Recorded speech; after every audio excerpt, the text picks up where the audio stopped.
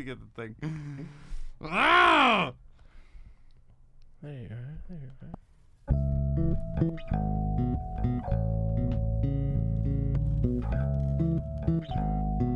I usually have a thing prepared.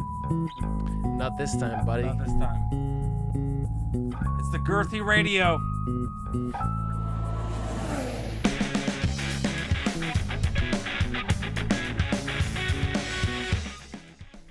Nice.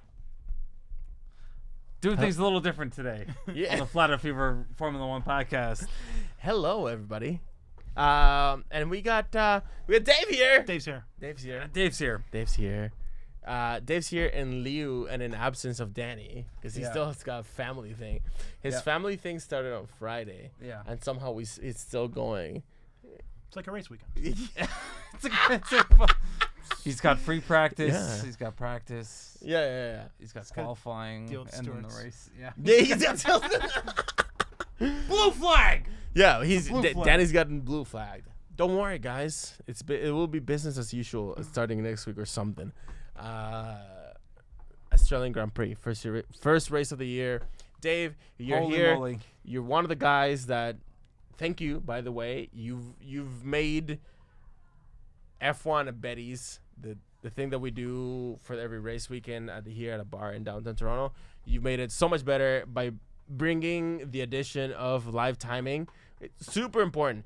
Everybody everybody who watches the race with the information, all of a sudden their mind just starts seeing so many more aspects of everything. Yeah, honestly, if you're an F1 fan and you're looking to become more of an F1 fan, like the next step up is really watch the race and do the timing on the side, like wherever you want. There's the app, so the official F1 app has the live time. So if you're watching it live, I mean, there's some sort of delay. There's kinks. It's actually ahead. It's ahead of the race live because we got satellite delay coming in from the fiber and then up through satellite through the UK. So the app actually is a little bit ahead of what you're actually watching if it's live. Whatever it is, it's still like it's not that bad. It's actually not. It's not that bad, and you can still follow the action that is going. Like just paying attention to one column of the vast amount of information that the race companion app gives you. It just gives you another depth of where it's going. Like we were talking about this with people that haven't had. So there's people that showed up today at Betty's that had never been there and they'd never seen the race alongside the live timing. And it gives you just that much more depth. You can follow the action even if it's not on screen. You bet. Yeah. So, Dave, longtime Formula One fan, you actually watched today's race 3 times. 3 times. You watched it 3 times? I watched it 3 times in 12 hours, unfortunately. Not purposefully. Every group that I pertain to, I have responsibilities to watch it, and I couldn't fall asleep last night. So as I couldn't fall asleep in bed, I was watching it on my 5 app. Shout out to Bell, good job. But yeah, I watched. I was like, I'm gonna turn it off, and then I'll watch the first lap.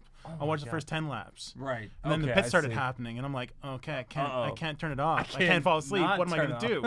Then I got up at 8, watched it at 8 with my family, and then I have my duties with you guys and watched it again for the 3rd time. It is a duty. So You're doing the Lord's work. By I'm the briefed. way. How good was it though? It was an awesome race. Good race. As a reference, are you affiliated with any sort of team in terms of like your love Following? for them? Are you following? I do. any When teams? I started following in about early 2000, and then I sort of fell off for a little bit, and then I came back in about 2007. And I've always had this little bit of an affinity towards British comedy and things of that nature. Yeah, sure. And so we had a British team with McLaren and 2 British drivers at the time, You're like, and that's "Oh, who I here we just go." I fell in like with. So, unfortunately for me right now, they're not someone that I can cheer for strongly. Right. Until we get As in a the little team bit. or the drivers that you formerly. Well, I was represent. wondering about this. Initially, I started off with the team, and I still enjoy the team of McLaren, and I like all those little details Right. that Ron Dennis had brought to McLaren. But I am a Hamilton fan, Right. Unless he's being a bit of a douche, in which case sometimes I fall out of like with him. He has tendencies of being a bit of a crybaby, as it were, right? But what I enjoy about him is that the boy comes out in terms of his enjoyment for the car at times, and like in the not in the winter testing, before the winter testing, when they had the reveal day, and he was driving Yeah. the car for the first time, and that joy of him smiling and laughing Yeah. when he's taking that car out for the first time, that's what I enjoy about watching him. Oh, that's beautiful. Oh, that's fantastic. I love that kind of stuff, especially in like where things are so very serious.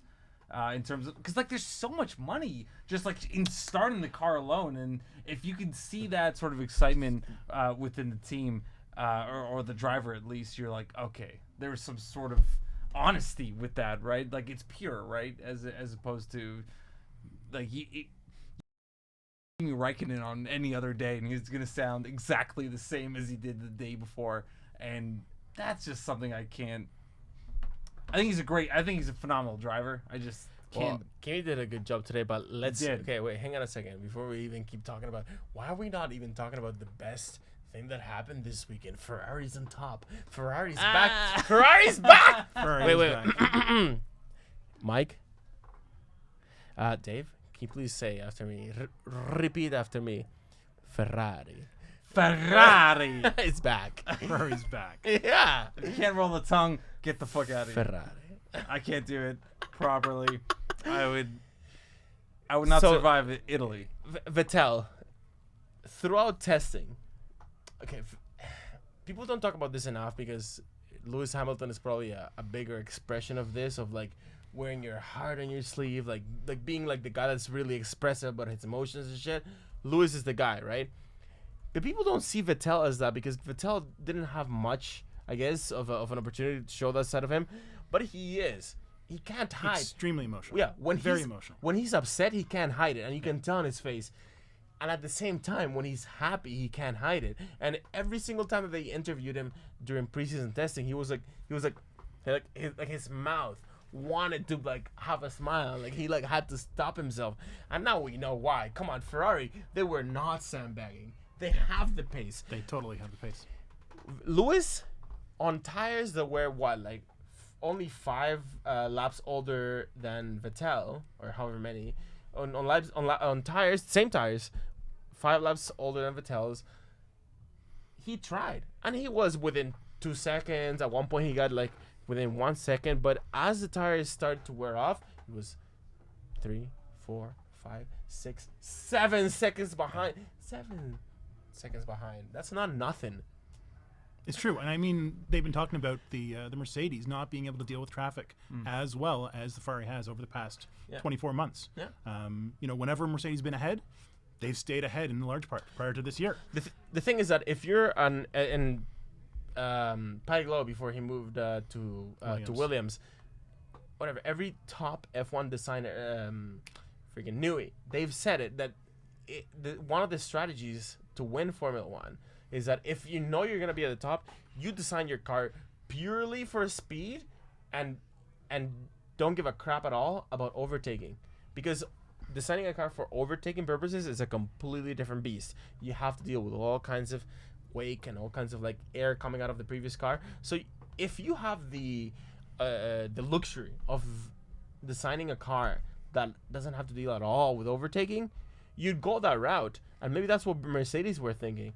So Mercedes and it came through. Total Wolf banging, banging twice, not once but twice. He was like, Scheisse. Yeah, Scheisse. Yeah, right. Not a very coordinated bang either. They always said they're really bright guys, but they don't have that naturalness. It's always like, But if he was visibly upset, and that's good. That's what we want. Competition. Mike, how did you see it? I saw a changing of the guard. I saw like a changing of mentality, especially on the top line between Mercedes and Ferrari, especially Ferrari, because of how subpar they performed last year, right?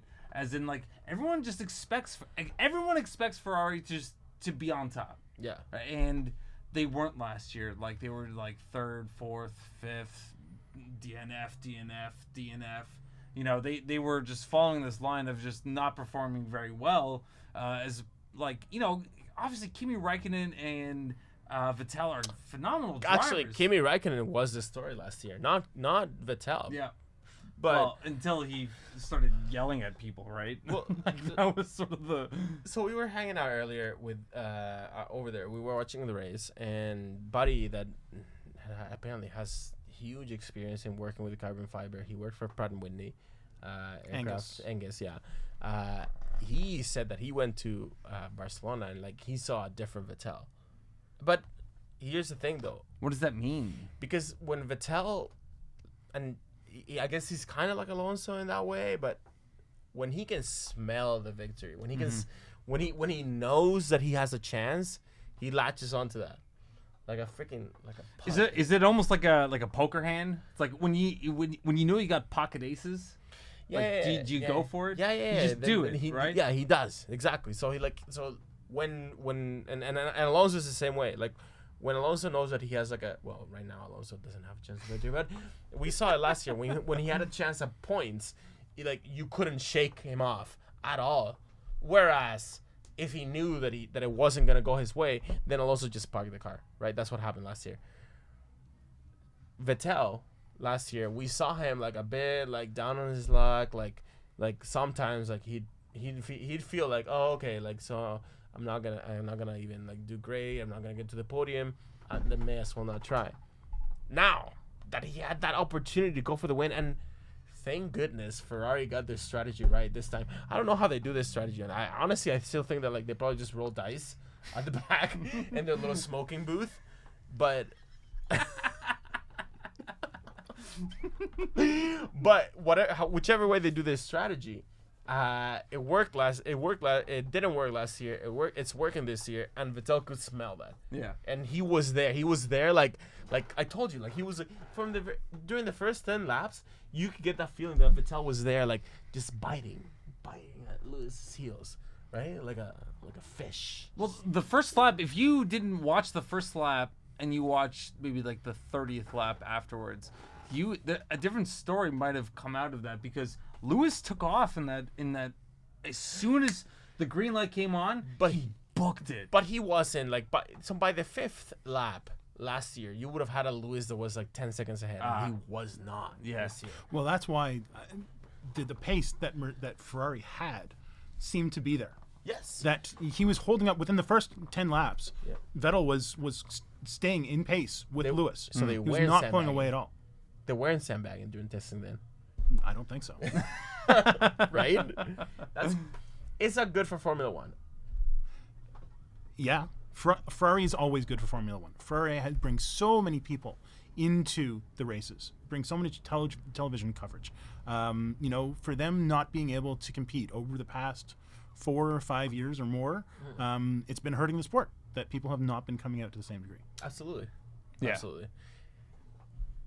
Another story, well, I mean, Jesus, take it or leave, but another story that I got from the race, unfortunately, is the steady step backwards of the Renault engine, and how evident that was, because we saw a different picture in testing. If in testing, like, we could have forgiven them for breaking down here, breaking down there, not being as competitive, but in a race situation, when you have most of the cars that are running Renault engines pulling off to the side and retiring because of engine problems, that's not looking good. If anything, it's looking as bad as McLaren, and we know that the Honda engines has problems.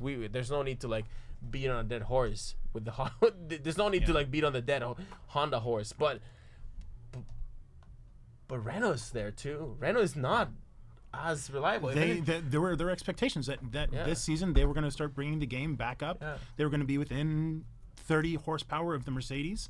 But now, unfortunately, the Mercedes may not be the top end anymore. So now they're further back. If Mercedes is shy of Ferrari and Renault is shy of Mercedes, well, then you really haven't moved up much at all. Yeah. So we have primarily 4 drivers with Mercedes right now. Danny Rick over there. Like, is this on the screen right now? No, that's just us. Anyway, whatever. So we're seeing Danny Rick right now abandoning his car. Yeah. Right. We have both Renaults, both Renault work team cars with problems. throughout the weekend and during the race.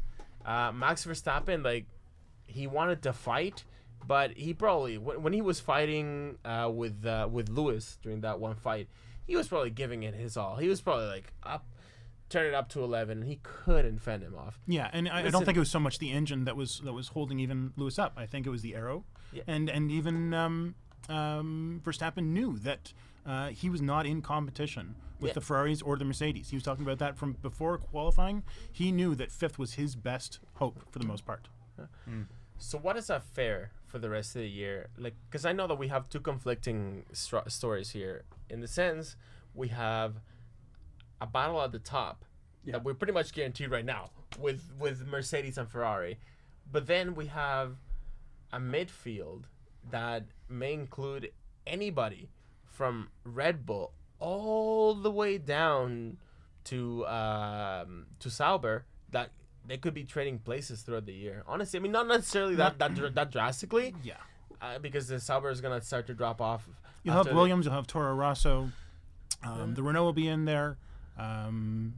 So, yeah, I think the midfield will be fairly competitive this year. Yeah. And I'm hoping for competition, and I think it'll also be fun to watch the Finns duel it out. That if you have Lewis and you have Sebastian fighting it out for 1 and 2, if you have Raikkonen and Bottas for 3rd and 4th, I think that'll be some fun racing. Be exciting.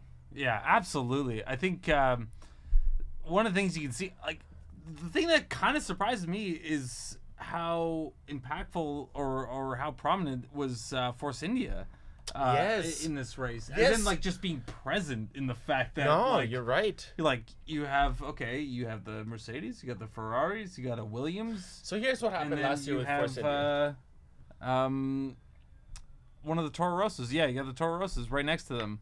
So here's what happened with Force India last year. At the beginning of last year, Force India had come from a year where they performed very well, but they kind of started their car in I'm talking about 2015. Their car didn't come to fruition until about halfway through the season, etc., and they basically showed up with the same car that they left off in 2015. They showed up in 2016. That's what happened, but they were still there, and they were still in the fight. And towards the end, it was a slow process where they started low, and they eventually gained the right to be the 4th team in during the season. This year, you do get the feeling that they pretty much picked up where they left off. Right now, Force India, we're still talking about not the team down there that's going to have to work their way back up to 4th, but we're talking about a team that's going to start at 4th, and who knows where they're going to go. They could go down just as much as they could go up, but everybody's excited about something's telling Force me India being that Force India is going to stay a prominent player in the mid to top grid. Well, they seem to have it, man. They seem to be able to, especially after last year, right? I mean, I don't think they're going to finish above 4th in the constructors this year. I don't think there's a chance. I think Red Bull has too much money. But are they as strong 4th? No, I don't think so. I think probably with Paddy Lowe going to Williams, I think Williams probably in the second half of the season will start moving up relative to last year where they sort of fell down. And the Toro Rossos look strong. Yeah, they do. Actually, the Toro Rosso do look strong. How do you... Okay, so... Martin Brundle, at one point prior to the weekend, he said that the Williams, despite their clear, standing in terms of money and having facilities or whatever, they are looking like the team that has the weakest lineup. Yeah, I think so. I think Stroll is going to have a tough season. He had a tough testing. With how he came up through Formula 3. We'll see whether this year will have more crashes or whether he'll be able to mitigate that. So Felipe did rather well today. He finished 7th, I think, 6th or 7th. Yeah, Massa finished 6th. So I think it was a smart deal bringing Massa back in for a pairing. But yeah, I think overall, I think Massa will do fine. It'll determine how well the team does overall in the constructors on whether or not. Massa's going to give you your baseline. That's right. Yeah. And Yeah. So whether or not Lance can stay inside the points on the majority of the time is yet to be seen. We'll see whether or not he can he can stay ahead of the Toro Rossos and the Force Indias. I think that's going to be tough. It's gonna be tough for him. I have so after qualifying yesterday. So actually, between Q3 and Q2. So after the first session of qualifying, Q1 and Q2. When he was weighing himself after he didn't make it past Q1. So he was in the weights, and he just for like a second, like one of those like micro expressions, he got this look in his face where he's like, man, fuck. Like fuck, God, yeah, like he was just like looking down, like being like, oh my God, this is a lot harder than I thought. also, I noticed that in the driver's press conference on Thursday, he was nervous. Yes. He had some hand gestures that were awkward. His hands were moving together. He was not. It was a big step coming up into the press, and when we watched Max come up through the stuff, he just lapped it up right away. Max, it was like, but I mean, both powerful fathers of both of these guys. Yes. But in terms of Joss bringing up Max, it's like he's all aspects. Joss was bringing Max up. Yes. The media stuff, I don't know whether it's going to be a harder deal for Lance to deal with or not. Well, his father never had to deal with like the kind of media that Lance is dealing with. Right. Like focus from every single direction, not just we're talking about like apparently the British press, they're fucking sharks. You do not the one kind of people like that you do not want to piss off, especially if you depend on them, is the British press. And the British press are known for being like they just relentless. Then you have to deal with all of our eyes, like in Canada. Yeah. Like we're looking at Lance Stroll. How is he gonna perform? Does he deserve to be there? And that's and now F1 is a global sport, so it's everybody around the world like saying like, is he there because of his millions? Have you seen this thing where like people have like, so they're calling like him Lance Stroll, but like they spell Stroll with like the S is $sign, No, the two L's is like the pound sign and stuff like that. So it's like people are saying like it's either you're there because you deserve to be there, or you're there because of money, and it's gonna be a hard reputation to shake off for him. Mm-hmm. So maybe he has that added pressure. Other than like, if somebody comes to F1 as a rookie, you have like all kinds of pressure behind you. But he has even another pressure, because not only does he have to demonstrate that he's good in his own rights, he has to demonstrate that it's good in spite of his money. Right. Yeah. I mean, that's a point too. But I mean, like, you could always still make the argument that like, he's representing his country. And no matter what country you come from, like, that's just automatic pressure, right? Absolutely, yeah. Right? It's like, oh, you come from Germany. Well, I mean... You know who came from Germany? It's Schumacher, Vettel. Like, there's, like, giant names that came out of there. It's like, if you don't do as good as those guys, that's their benchmark. So, I mean, like, what came out of Canada? Like, we obviously have, like... just the two Villeneuves. The two Villeneuves, right? Which is still fine. When it comes to F1... But, hey, at least the first Villeneuve is a legend that's still, like... It stands to this day. Number 27, Red 27.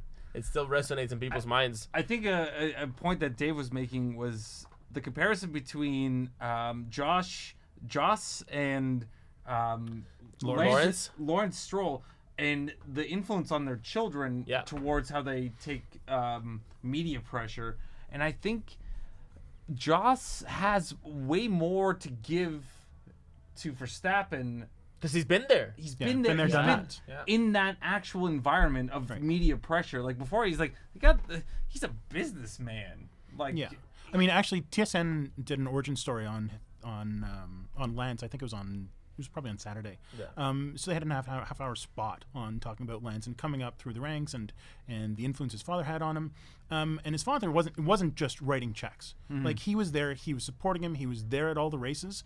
So, I mean, doing a good job. And he said, Lance probably got the bug from him. Mm-hmm. So, I mean, he offered him what he could offer him, as any father would do for their child. Yeah. So I don't blame him in any way for doing that. You have to deal with the circumstances, and if Lance has the opportunity, and it just whether or not he can make do and perform, I think the simple fact that a human being can operate a machine of this caliber it's just in its own right, it's super impressive to me. Just like right out of the gate, because I consider myself someone who has high dexterity. Like, I'm great at video games. I understand reaction time, but driving a Formula One car scares the living shit out of me. Like, I don't care who you are. Like, the kind of person you have to be. Like, you're committing to speeds that no human in recent history has ever been accustomed to. Well, these guys are. You have to grow up with it, right? You have to you be a have to- kid. You have to break the speed barrier before you realize you're breaking a barrier that is uncomfortable. Okay, right. When these kids coming up 6, 7, 8 years old, Yeah. and they're going 40, 50 clicks in these go karts, okay, Yeah. it just becomes a natural progression.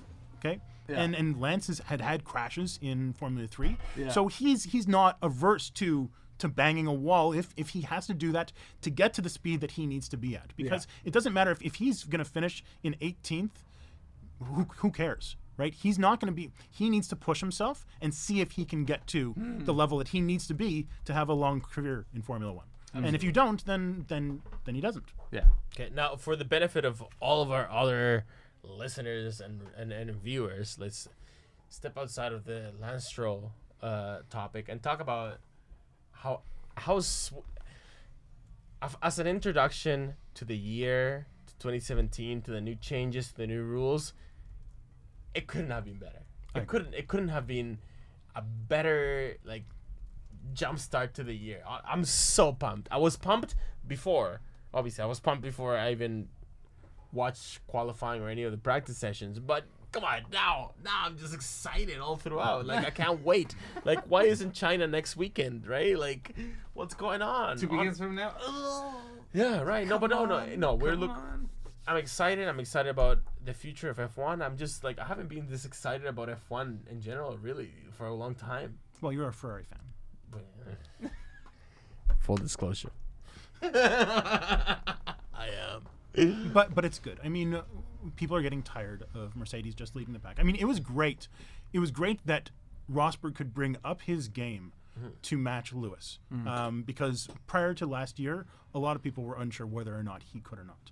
And my opinion is that he worked harder than Lewis in that year. Oh yeah. And that's why the carts went his way. Well, he physically mentally outworked Lewis, in my opinion. Lewis had some bad luck as well, but if Lewis had a better year, then things would be much different at the end of the year. It's funny how like he kind of tried everything. So the what was it like during 2015? He tried cheating. Remember, like when he went like that wrong way on Monaco. Yeah. So he tried cheating. Yeah. He tried he tried like studying. He tried turning wide at Germany. Yeah. He tried just about everything except it worked last year because he was actually just trying to be faster, and he took his chances when he did. What, this is Rosberg? Yeah, Rosberg. Okay. And he won the championship, right? So we can still say, and a lot of people like shit on me for saying that, you know, Rosberg's winning the championship wasn't that great, whatever. Like everybody like,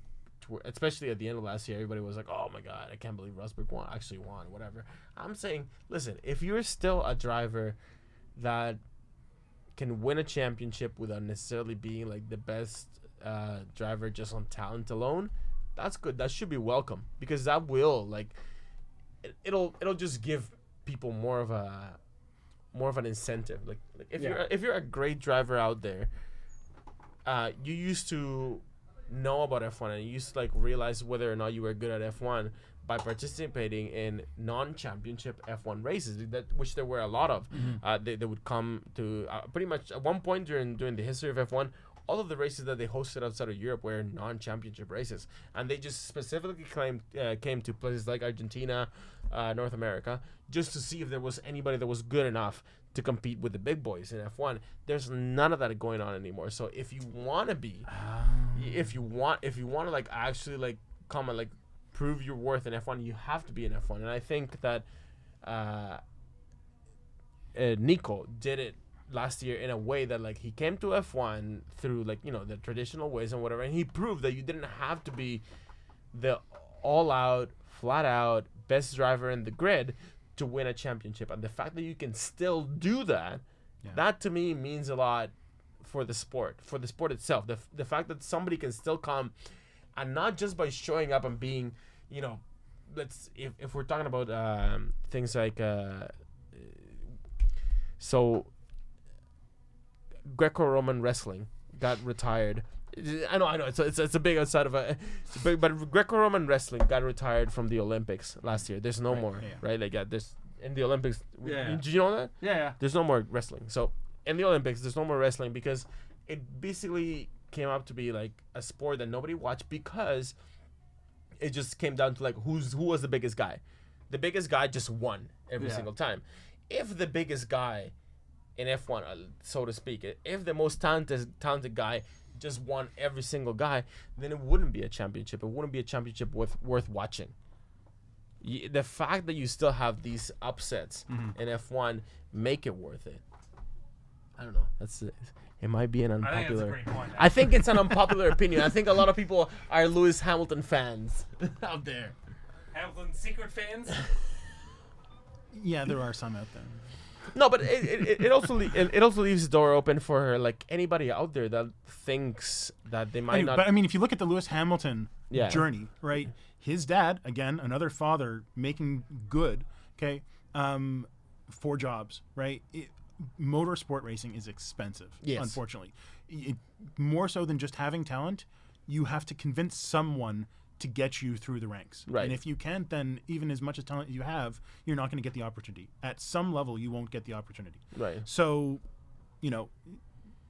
money is always going to be there. Money's always going to be necessary because it's expensive. It's expensive like hockey is expensive. That, Right. Ice time's expensive. The equipment is expensive. Racing is expensive. Yeah. For now. Yeah. For now, right? For now. Listen, here's the thing, though, on that sense. Like, the way that racing is going to become more popular throughout the world, which is what Liberty Media wants. They want racing... And here's the thing. A lot of people, like, say, like, oh, Liberty Media, they're here just to make racing popular in North America. They're saying racing, whatever, like F1 has to have like a bigger base in North America, et cetera, et cetera, et cetera.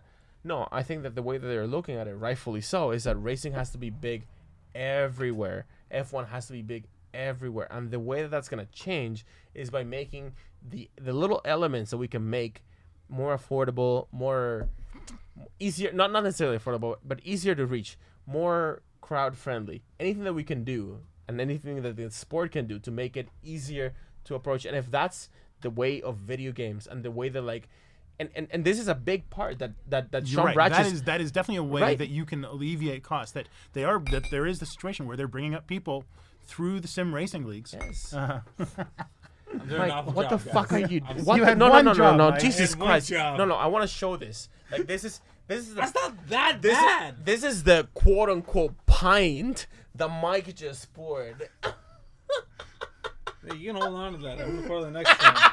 And it's getting much nicer. You're not blaming the keg for the pour. All right. No, but you know what I mean, though. Like, come on. We have to face the reality that in 10, 15 years from now, the next racing star might actually, like, his route to F1 might include video game time at one point. Yeah, for sure. Mike, how do you feel about that? Oh yeah, the accessibility of video games. How much money does it take to turn on an F1 car? This is Millions. This is one of the things Millions. that you keep on saying to me, yeah. and I think that's one of the biggest things that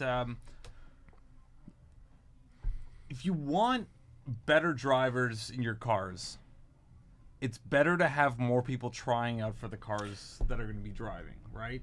So, here's the thing, and this is what I, like, even from being back in Colombia, I remember, like, talking about it with my buddies in Colombia growing up. And we were talking about just sports in general. Like, why are sports similar? Like, why are some sports bigger than others? And that's something that actually specifically troubled me and my buddies, because for some reason, I used to hang out with the people that weren't into soccer in Colombia, and that's a very small minority, very small. And we would talk about this, and you think about sports that have huge adoption right now, or back then, and we kind of boil it down to like the ease of you getting into it when you're a kid, right? If you can get into soccer as a kid, all you need is a rock, right? A makeshift ball. Yeah, a makeshift ball, and you just kick it around, and a couple makeshift goals, and that's the end of it, right? And anybody can relate to that. Anybody can relate to the experience of kicking a ball around, right? Same in North America with football. To a certain degree, Canada's special in that end because hockey's the thing here. But you can then turn around and argue that everybody in Canada is aware with the concept of ice and it being cold out.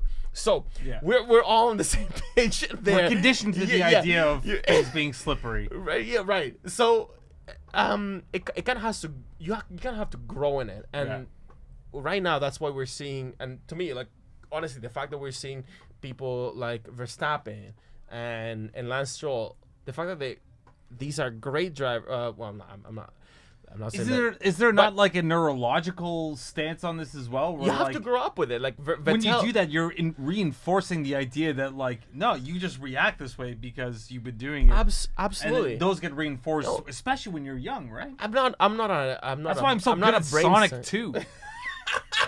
I played the fuck out of it when I was a kid, and I just know it. Just like I didn't have to think about it. I'm not close my eyes for half of it. I'm not a brain scientist, but I'm sure that a brain scientist out there can agree with the fact that if you get into an activity when you're young and when your brain is young and can absorb all kinds of things and can absorb like the way to think about something, you will just be better at it than somebody that wasn't. And video games, if anything, when it comes to racing, have allowed us. Right now, the fact that you can, in your living room, in wherever you are, you can actually approach certain skills that you would have to have in competitive racing in the freedom of, wearing shorts and like sitting around at home, like I agree with that. I agree with that a lot. But there's a part of me that I think there's just more to it, as in like, There's a difference between like going to a sim, obviously, and then actually racing. Yeah, but there's certain, but certain all those environmental cues that your brain is getting, right, contribute to the fact that you're learning something about it. Yeah, but there's certain aspects of it that you might be able to like train just as fine on the track as on the video game. Absolutely, and but some the of fact them, that you need the track. Yes, of course, you're never gonna be a full driver without having track time. Yeah, no, that's. Thank goodness for that, actually. Thank goodness for that. But there are certain... Anyway, there's the route to F1 is not the same as it used to be before. And that's why we're seeing new people showing up to the sport. Max Verstappen on one end of that. Lance Stroll, unfortunately, on the other end of that right now. Hopefully, he'll get better. There's every indication that he might get better. Can we talk about that for a second? As in, like, what happened in that race? For him? Yeah. He just wasn't competitive enough. Simple as that. Well, he also, I mean, he needs time. I mean, one of the benefits and a little bit of the money that he had, he's been able to do a lot of training. Mm-hmm. But he hasn't been able to do a lot of training in the new cars. Can I say something? Yeah, of course. He didn't crash at the first corner. That's what everybody was hoping. But he almost did. He had to come in right away after locking up that front right. Yeah. He almost took out half the field, but he didn't. And other people have. So, chalk one up for him. He made it through the first corner, just barely. But he made it. But he made it. Are you surprised he lasted as long as he did? I was surprised. I was surprised there wasn't an incident the first corner. Yeah. I was sure that with the wider cars and not necessarily a new talent, that really didn't come into my mind. I was sure with the wider cars that there were going to be cars bunched up in the first turn. I was amazed that they all got through it. Were you also expecting like a different result after the second time you watched it? No. That's a weird question. Keep drinking. Yeah. Have another drink, Mike. I will. Anyway. Yeah. Let's keep going down the grid. So Vettel first, Lewis second, Valtteri, and then Kimi Räikkönen, still showing that he likes the Ferrari. Both Mercedes got good starts. They they changed their clutch paddle a little bit. They had a little catch on the clutch paddle so that their fingers, I think, would make better contact and I think it was just a physical little cup on the outside of the actual paddle. But hey, man, if that makes a difference, yeah, for sure. Yeah. You're chasing milliseconds in F1. That's the thing. And Ferrari has been killing it on the starts. Yes, they have. And they've been doing that for ages. They really have been doing that for ages. So it was important that Lewis got off with a good start. He did. Wasn't enough, but that was at least they're not on another back foot from what they are compared to the Ferraris right now. So we were having a conversation that I really liked earlier during the race with Angus. Sorry, actually before the race started, about how Mattia Binotto is an engine guy. Yeah. So his approach intrinsically, coming to 2017, might be like.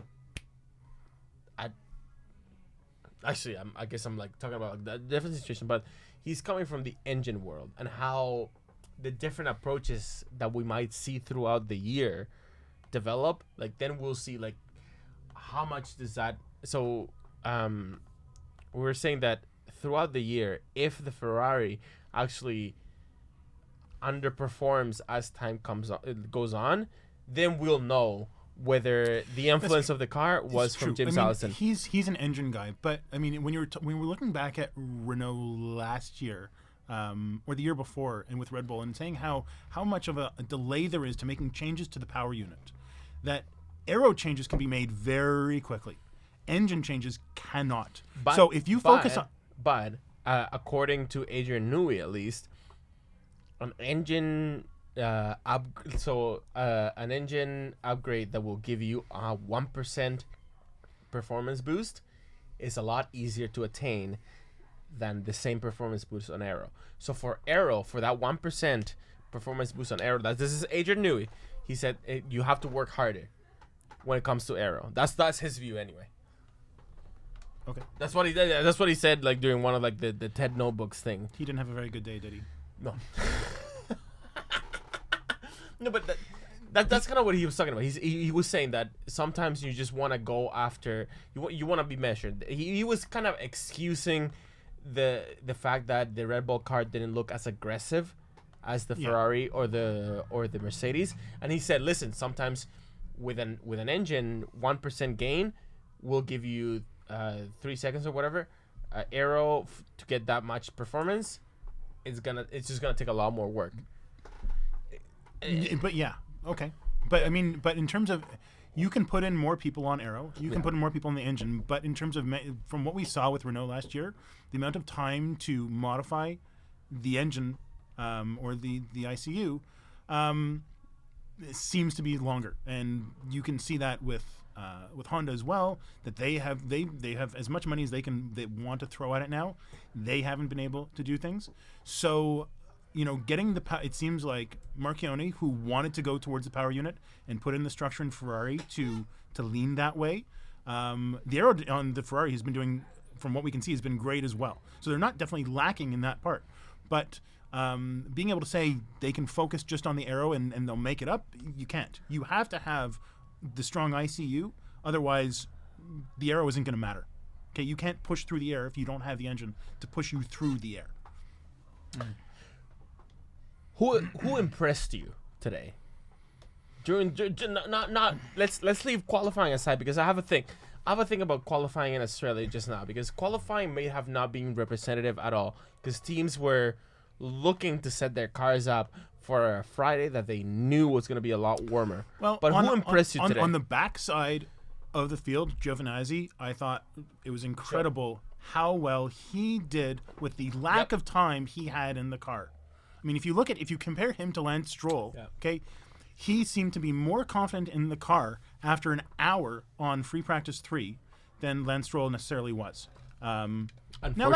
Unfortunately, I agree. So, he definitely, it was amazing how well he did with the lack of time. He finished the race, which was good. I was actually surprised. I looked at this after. I was surprised he had actually finished the race because, well, there were a lot of teams that didn't. Yeah. So he got through it. He said, I think I read that he should have been a little bit more aggressive. Well, if you were, you might not have finished the race. In his first race, he finished it. So props to him for being able to do that. on the front end of the pack, I mean, Seb did a good job being patient, okay, which is sometimes a hard thing to do. Okay, Yeah. they, the Mercedes came in and they knew what they were going to do before that happened. Okay, and looking back last year when they were in Canada, when they were muddling around with strategies and saying, oh no, we wouldn't have come in. And Mercedes said, no, we changed our strategy and yada yada yada. Ferrari had an idea of what they were going to do. Starting at second place, if they didn't come out of turn one, it seemed like they had the game book written down. This is what we're going to do. Remember when Ferrari used to make all the wrong strategy calls? Is it too early to say that? It's too early to get excited about Ferrari's strategy team, because I think they did a great job today. I think they did a great job. It's Was it luck? No, man, it's a known thing that Ferrari always makes the wrong call. Because even Brundle thought that within the first couple laps, Lewis was putting up purple sectors, and he thought that's not happening. Okay, but Brundle didn't realize that once he was going to catch Verstappen, things were going to slow down. Okay, and Ferrari definitely, with a couple laps prior to that, were saying time is good, keep going. I think they knew exactly what they were doing. Nice. So what was the thing that changed from last year to this year in terms of their strategy during the race? Pace. I think pace. The spaghetti culture. I think Ferrari didn't have. Can't say that anymore. Bernie's gone, man. Ferrari did not have the pace last year. They could not keep up to Mercedes. But what is pace? What What does that mean? Pace is baseline to who you need to keep up with. Yeah, but what does it take to get to that? And that's what I mean. Like, so you have to, at the end of the day, and like this is something that anybody up and down the paddock will tell you. You can have the biggest fucking autoclave, the biggest wind tunnel, the biggest this or that. But what makes a difference in the end is the people. The people that are there making your organization. Do you have enough people focusing on the right tasks? Honestly, I'm sure that if you've seen enough F1 interviews out there, that's what they all say. You have to have the people. And you have to have a dedicated I don't crew. disagree. Basically, the pace is the overlying package of all of those things together. Pace is the people, pace is the implementation, pace is the tools, pace is, it is all of those things combined together. Working together. Yes. So if you don't have every piece, you are not going to be at the front. And that's why that buddy that just quit Williams or got fired, Pat Simmons. Pat Simmons in one of the, and I recommend. No one said he was. Well, no, he gets substituted. Patty Lowe. But Pat Simmons in one of the Motorsport magazine podcasts, which I recommend everybody. If you're watching this show and haven't seen any of the Motorsport magazine podcasts, honestly, watch their shit is way better. But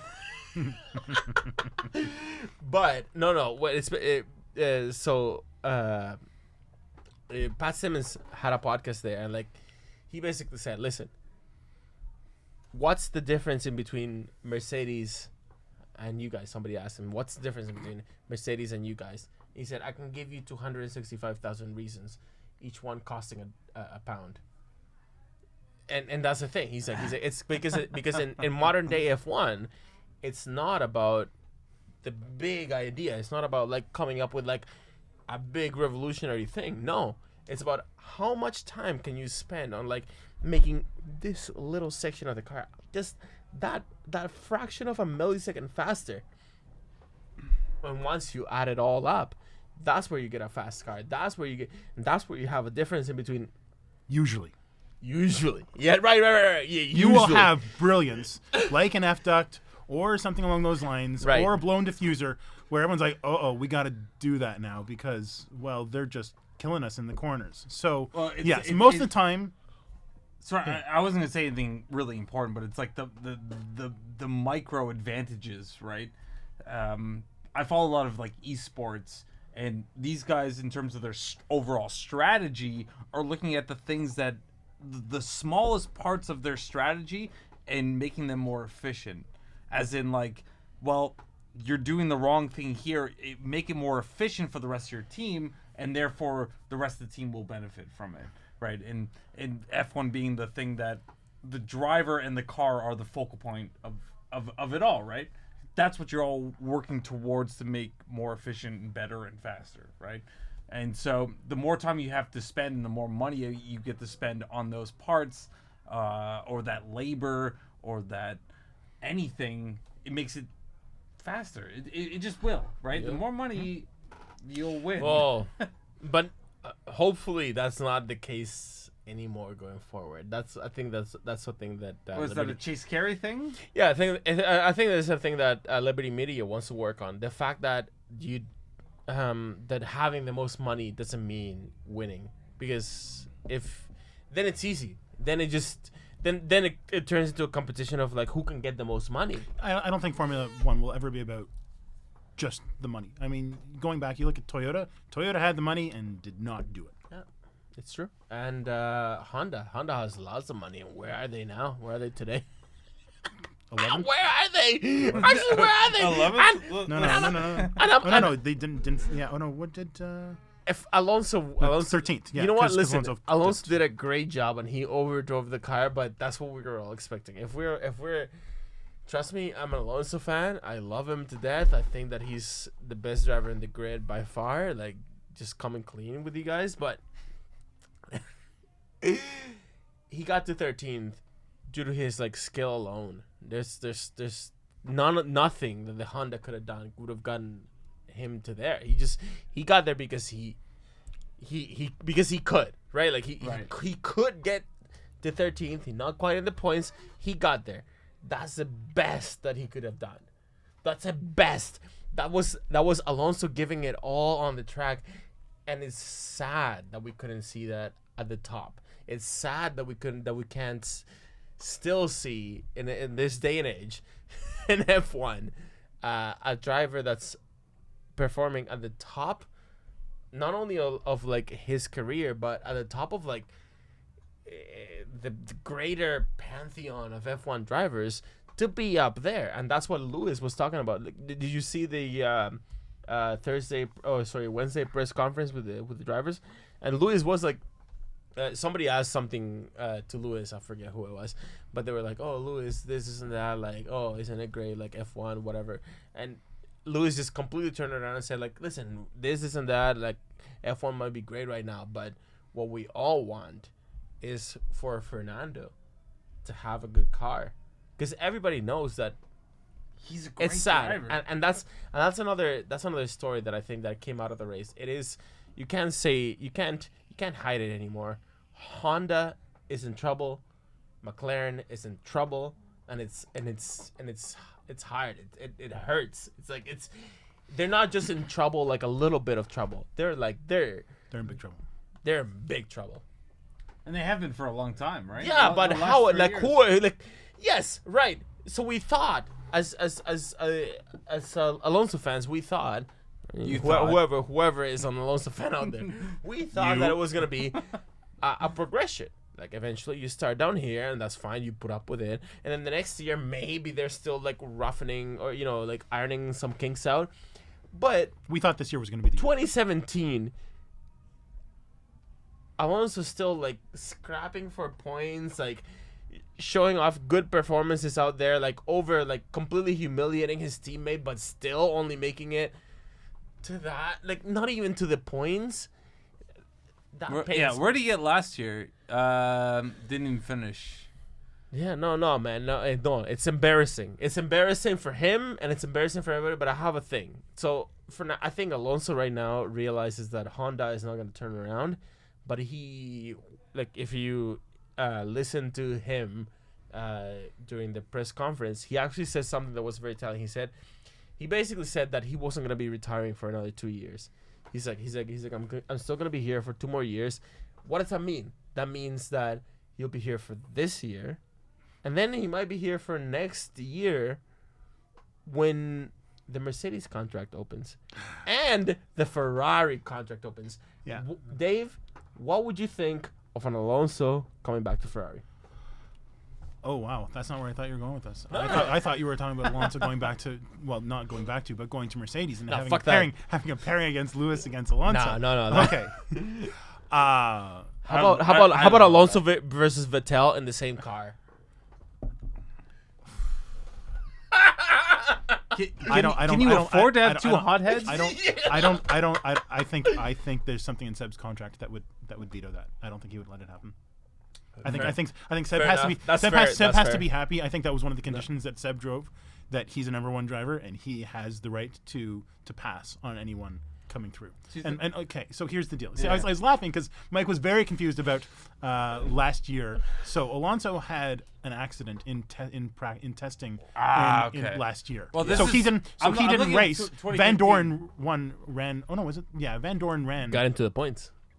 Then wasn't that in Bahrain he got into the points? Yes, he did. So Well, no, the second but it race. was the second race. So he wasn't. So Alonso wasn't racing the first couple races last year. Okay. That's why he's looking through the list like, where is the name? Yeah, you cannot see the name. This is a 2015. 2016, he's in there, but 2015 he is not. It was 2 years ago. Okay. Yeah. Yeah, so I'm looking through it. I'm like, where is this guy? Like, he should be here. I see Jensen. Jensen in 11th. I'm just like counting up the numbers. I'm like, there's not a lot of drivers on this grid. What's going on here? What did you got here, Dave? In the Okay, book let's or look at the show whatever? notes. What else we got to talk about? Danny Rick had a rough day. Danny Rick had sensor failures on his. So the home card favorite. We're talking. That's what we're talking. Yeah. He's had a couple hard races in Australia. The first in 2014, they had he finished third, and they had the fuel sensor issues. And this year was worse. That he he had crashed in qualifying because issues with the car. He lost it on turn 14, something like that. And then got the car fixed, and then on the installation lap for getting it onto the grid, couldn't get it all the way there and had to start a lap down. And then an engine failure on midway through the race. So Are we gonna see? I think there was a quote that said we need to get the F out of here. Yeah, right up at the top of this article, he's saying they report on that. Like, yeah, he says, we gotta let's get the fuck out of here. Yeah. No, he said F. What's going on right now? Please. What am I listening to? Oh my god! Please stop It's this. these bullshit websites, man. No, but If you autoplay music on your website, you should kill yourself. but honestly, like it is Danny Rick. Everybody wanted him. I wanted him to perform Who better. didn't, man? Yeah. I did. I was like, I'm a Danny Rick fan, but at the same time, like, No, even if I'm not a Danny Rick fan, I think that Danny Rick, he's the hometown guy. he should perform well in Australia. You shouldn't give him a car. You should, if you're Red Bull and you're giving Danny Rick a shit car or a shit engine in his home race, like KYS. Yeah, really, for real. But seriously, okay. So Renault has a lot of work to do, and it just, to me now, it seems that it's Renault and Honda. They're way at the back. They didn't figure it out. Mercedes. So it's Mercedes and Ferrari here in terms of the engine power, and then Renault and Honda. Like there's a big gap. I think my guess is that the Renault gap will close. I don't think the Honda gap will necessarily close. Why not? You don't believe in Alonso? Alonso can only drive as fast as the car will let him drive. Yeah, we were talking about whether or not we're not sure even whether they have turbulent jet ignition in the McLaren Honda right now. Right. No. That's the so- name. Okay, Dave, for everybody that's listening to us, what is TJI?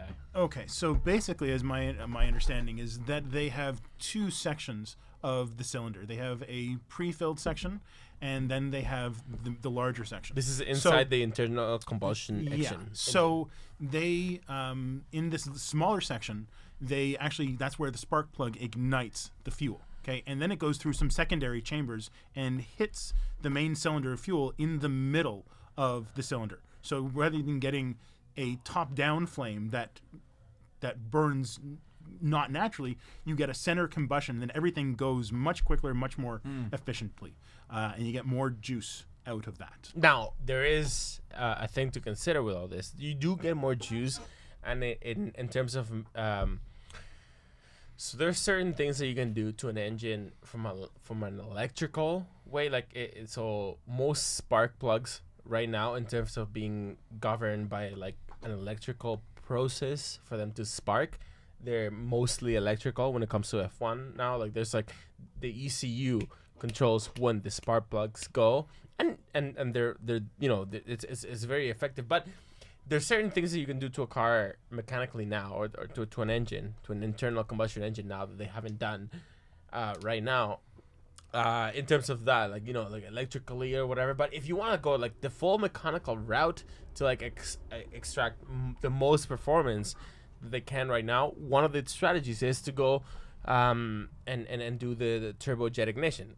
It basically just extracts more power per milliliter of gasoline than it otherwise wouldn't if it didn't have the turbojet ignition. The problem with it, or one of the things to consider, is that for that to work, you have to run the entire combustion chamber at a higher PSI. You have to run it at higher pressures. That's why teams like Renault or Honda didn't just jump into the whole thing right away, even though it could have been like a minimal change on their end just by adding an extra chamber in between the spark plug and the cylinder.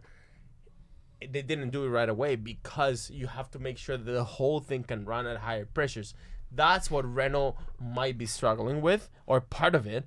That's why Honda hasn't even thought about it yet. Oh, we're not sure. Well, we're not sure, but like honestly, we can assume that the fact that they're underperforming so hard means that they probably just have had so many things that need to figure out before they even get to that point.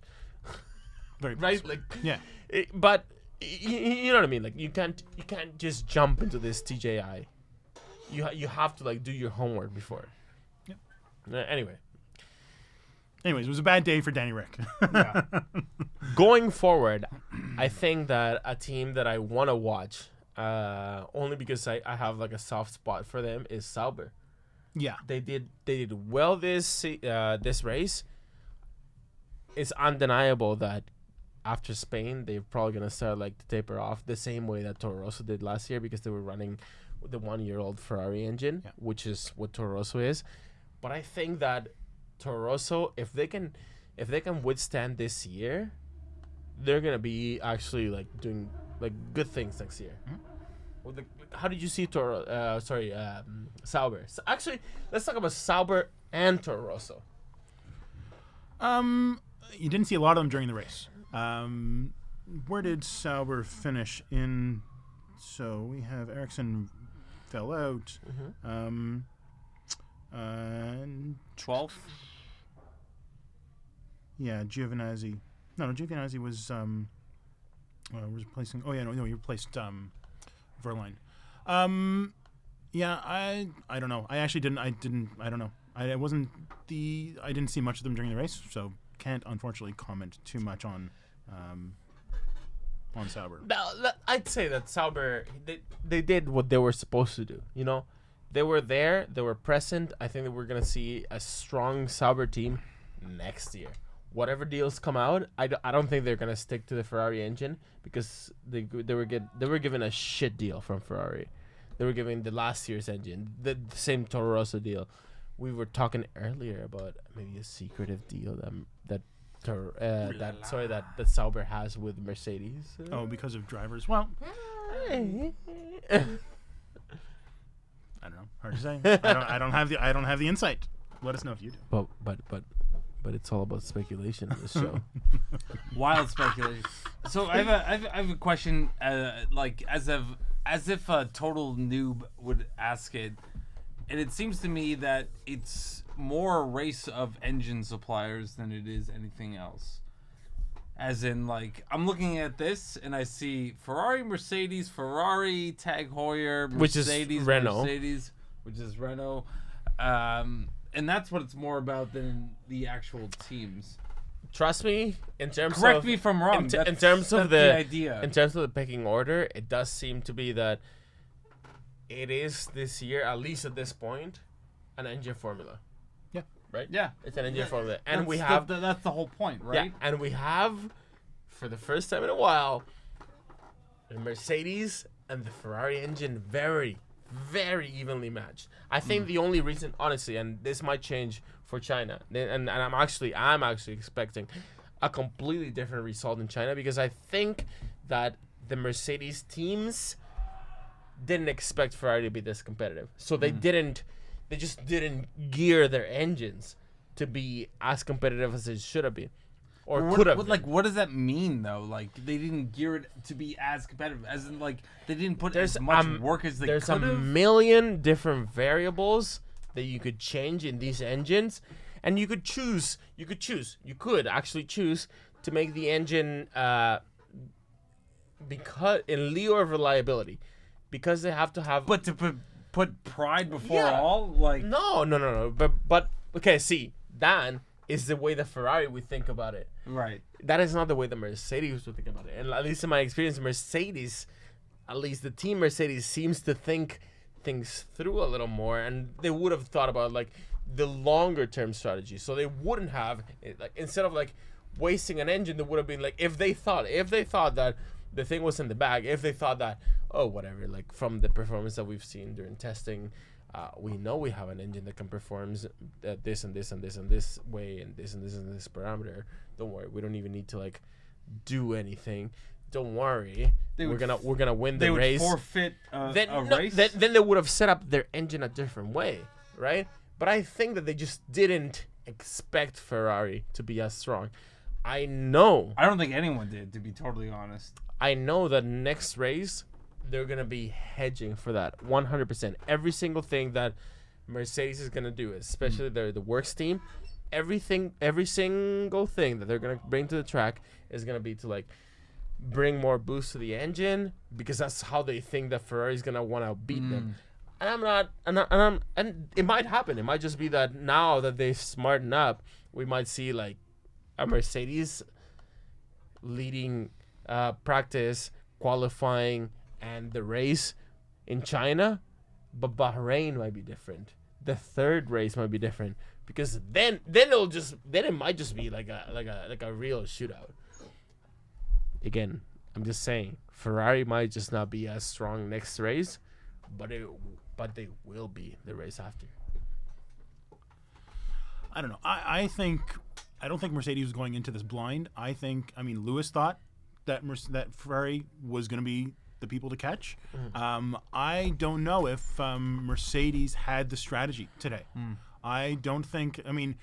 All of last year, when was anyone say, "Oh, we're going to use the overcut"? It was last year was always about the undercut, and that was all Pirelli, because that was what they were directed to do. The tires were meant to go. So new tires, and I think Ferrari totally came through on the strategy. This is a power. Keep going. So whoa. Keep going. So the I think the strategy that Ferrari had brought, I think they, like I said before, they had an idea of what they wanted to do, and I don't think Mercedes had thought as far ahead. We've seen Mercedes make the odd blunder as well. Yeah. Scheisse! Yeah. Right? That was the cartoon that we saw. So, Lewis was ahead. He wasn't happy. Doing well. He wasn't happy with his tires. He was Seb was staying a standard almost 2 seconds behind him. Okay. Yeah. He was not they were at the end, they were closing up a little bit, but there wasn't tremendous pressure from what I saw. So for Seb to last another 6 or 7 laps beyond that, well then if it was that Lewis wanted to come in to I'm sorry. If Lewis wanted to come in on his tires, the team should have said, no, we gotta stay out there for a little bit more. This isn't the right play. All right, sorry guys, I'm gonna have to step out. One last question before we wrap up. Is this from the audience? It's from the audience. Okay, sweet. Tim Heckman says, "Do you guys think Red Bull will close the gap between Mercedes and Ferrari?" No, you're in the clouds, buddy. No, that's not gonna happen. Don't think so. That's not gonna happen. Dave, as an impartial party here, I think they'll improve. I don't think they'll catch up. It's the Renault. It's the whole mentality. You gotta think about it this way. Mercedes have had all the time in the world to focus because they were with the winning team before. They've had all the time in the world to focus on actually like increasing the performance both in aero and in the engine.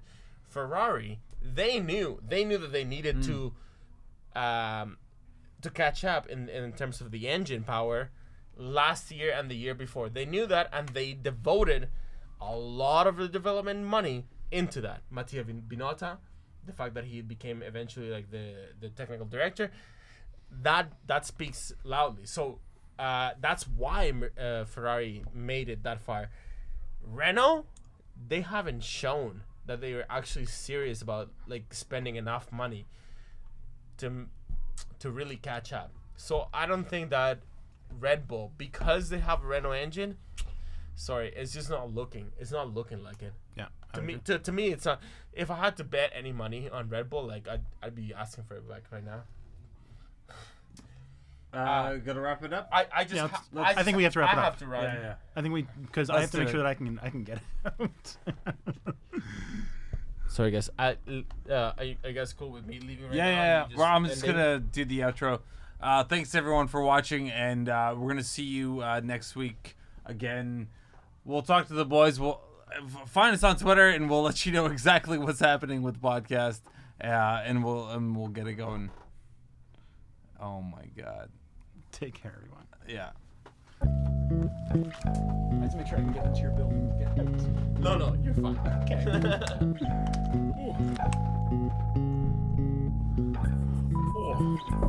Yeah, I could have gone for another hour. That was good. Yeah. Make sure you don't do your podcast on Sundays. Just for that. I wasn't. I booked it up for the next race.